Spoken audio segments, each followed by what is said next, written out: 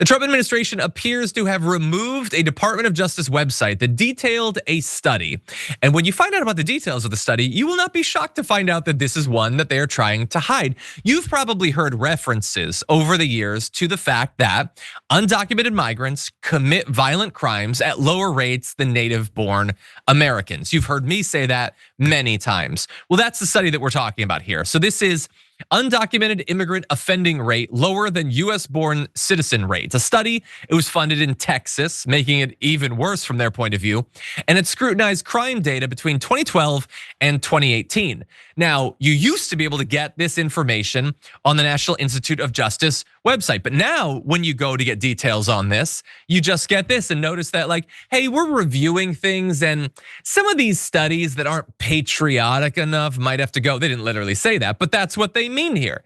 They don't have an issue with the methods or whatever. They're not critiquing it. It hasn't been discounted scientifically or anything. They just don't like the fact that the evidence doesn't buttress their narrative. And so it is politically incorrect. It's factually correct, but it's politically incorrect. And so it needs to go. And so it did indeed find that undocumented individuals were arrested at half the rate of native-born citizens for violent and drug crimes and a quarter of the rate for property crimes. It showed that undocumented immigrants had the lowest overall offending rates for both felony and violent felony crimes in the border state of Texas, which seems like the sort of thing that you'd probably want to add into your analysis about whether the presence of these migrants is some sort of net negative for America. But they're not interested in that again. And so they're hiding the facts. And they're also lying about the numbers.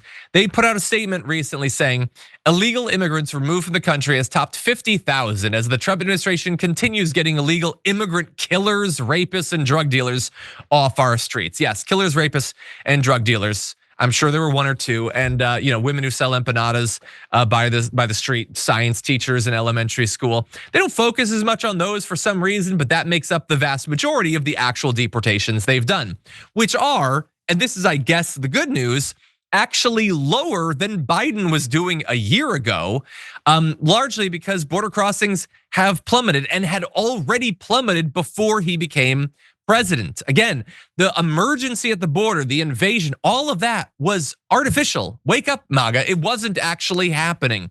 We don't have hundreds of thousands of cannibals from El Salvador running amok across America. You never should have believed that in the first place, but now would be a great time to stop believing it. Sharon, what do you think? It's just, I don't even know what I think. It's just asinine. Can't we just go with the truth? And if you're really good at this whole rhetoric, game, this whole wizard thing, you can pick out a little grain of truth and then make it big and nasty and messy if you're really good at it. But you just want to suppress the truth. And I just think it's just, we don't know who we are anymore. We don't know where we are. We don't know if it's Panama or the Gulf of America or we don't. This is what we're getting into. And you're gonna have news organizations like, I believe, ABC and others who cave and just try to wait it out. And after a while, you forget who you are. You forget who you are when you give up these little nuggets of integrity. And it's exhausting, actually. I could use a nap for this. It's really exhausting.